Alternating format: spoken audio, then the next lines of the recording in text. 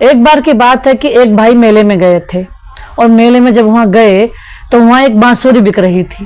तो बांसुरी बहुत सुंदर धुन धुन निकालती थी कि परदेसी परदेसी जाना नहीं मुझे छोड़ के। तो उनने सोचा कि ये जो धुन है, उसके घर में उसकी पत्नी बहुत लड़ाई करती थी, तो उसने सोचा आज पत्नी को जब भी ये लड़ाई करेगी तो मैं ये बांसुरी सुनाता रहूंगा, तो घर में खुशी का माहौल बना रहेगा, बांसुरी बजती रहेगी। अब उस बांसुरी को खरीद करके वो अपने घर पर ले गया। और जब घर पर ले गया तो उसने सोचा वो बजाता तो उसको उसमें धुन ही नहीं निकल रही है, सुर ही नहीं निकल रहा है। वो बड़ा परेशान कि भैया मेरे साथ तो चीटिंग कर दिया है। अब वो गया, फिर से वापस मेले में गया। वो बोला भैया तूने मेरे साथ चीटिंग क्यों कर दिया? और मैंने तो ये इतने प्यार से लिए इसको ठीक करो, उसमें सुर क्यों नहीं निकल रहा है, धुन क्यों नहीं निकल रही है, एक गाना क्यों नहीं बजता है?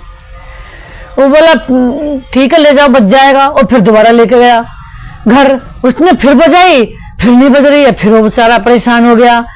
फिर तिवारा गया। तिवारा जाके उससे पूछा भाई मुझे एक बात तो बताओ, आप मेरे साथ चीटिंग क्यों कर रहे हो? बोला बिल्कुल चीटिंग नहीं कर रहा हूं, पर बात क्या है कि उसने कहा कि इसमें गाना नहीं बजता। उसने कहा कि इस गाने को समझने के लिए, इस गाने को बजाने के लिए, इस धुन को निकालने के लिए पहले आपको टाइम देना पड़ेगा, सीखना पड़ेगा।